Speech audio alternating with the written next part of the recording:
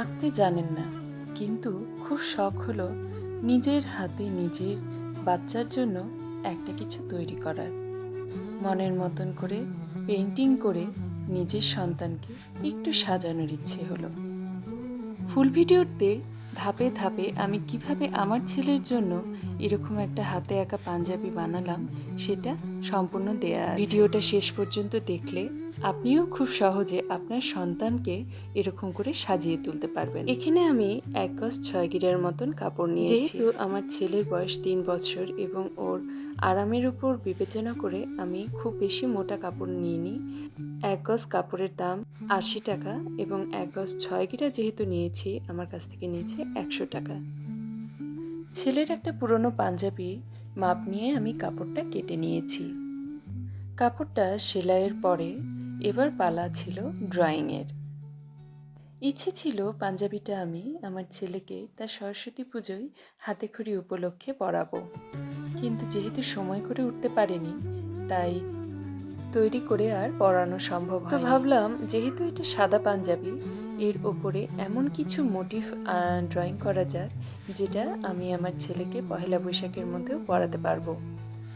সেজন্যই এইরকম ফুল, লতা পাতা, জিওমেট্রিক ডিজাইনগুলো চুজ করেছি। এই ডিজাইনগুলো বৈশাখের ভাইবের সাথেও যায়। যারা চিন্তা করেন কি আঁকবো, আমি তো পারফেক্ট করে কলকা করতে পারি না, কোনো ছবি আঁকতে পারি না, তাদের জন্য বলছি। আপনার আশেপাশে ফুল, লতা পাতা যা কিছু দেখেন, পাখি, সব কিছুকেই ছোট বাচ্চাদের মতন করে আঁকেন, লাইন ড্রয়িং করেন। সবগুলো লাইন যখন একত্রিত হবে তখন দেখবেন একটা খুব সুন্দর ডিজাইন তৈরি হয়ে গেছে।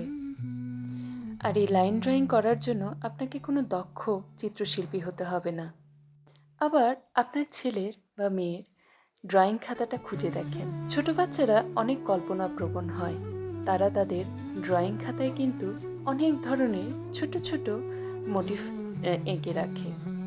আপনার সন্তানের জন্য যখন কোনো পোশাক ডিজাইন করবেন তখন তার ড্রয়িং করা ছবিগুলো এরকমভাবে লাইন ড্রয়িং করে করে ডিজাইন করতে পারেন। দেখবেন আপনার সন্তান কিন্তু খুব খুশি হবে নিজের আঁকা পোশাক পরতে পেরে। এবার বলি রঙের বিষয়টা। রং করার ক্ষেত্রে অবশ্যই পিওর সুতি কাপড় অথবা পিওর মসলিন বা পিওর যে কোনো কাপড়ের সুতোর কাপড় ব্যবহার করাটাই ভালো। এতে রংটা স্প্রেড কম হয়। আর কাপড়ে রং করার ক্ষেত্রে রংটার ঘনত্ব সামান্য তরল হলে সেটা কাপড়ে আঁকতে সুবিধা হয়, লাইনগুলো ভেঙে ভেঙে যায় না। তবে হ্যাঁ, বেশি যদি তরল হয়ে যায় সেক্ষেত্রে স্প্রেড করার একটা সম্ভাবনা থাকে। কাপড় রং করার জন্য অবশ্যই নিচে একটা বোর্ড বা মোটা খাতা দিয়ে নিলে কাপড়ের অপর পৃষ্ঠে রংটা ট্রান্সফার হয়ে যায় না।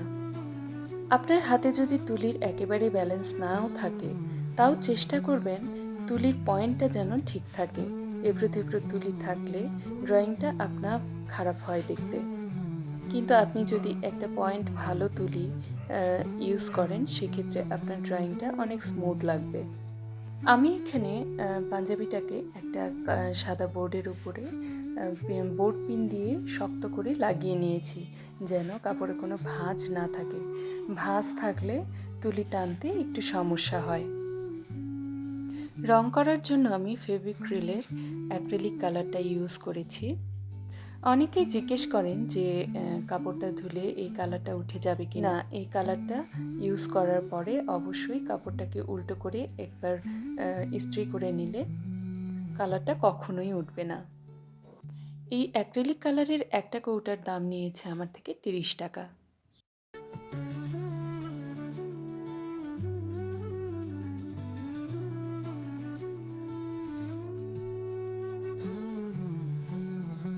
দেখেন তো গল্প করতে করতে কত সহজেই হয়ে গেল না একটা পাঞ্জাবির ডিজাইন।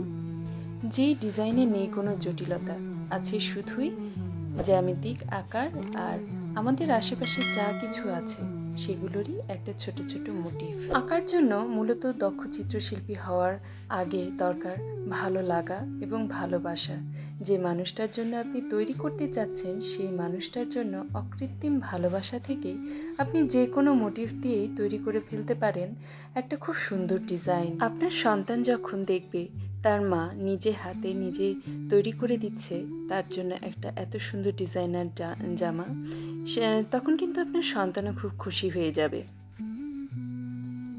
জামাটা পরে আমার ছেলেও খুব খুশি।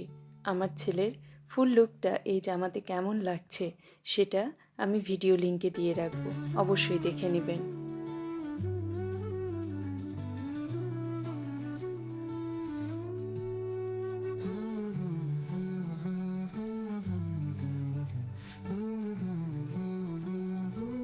আর এরকম আরও সহজ সহজ চিত্রকর্ম আর টেকনিক টিপসগুলো জানার জন্য আমার চ্যানেলকে অবশ্যই সাবস্ক্রাইব করবেন আর লাইক কমেন্ট করে পাশে থাকবেন।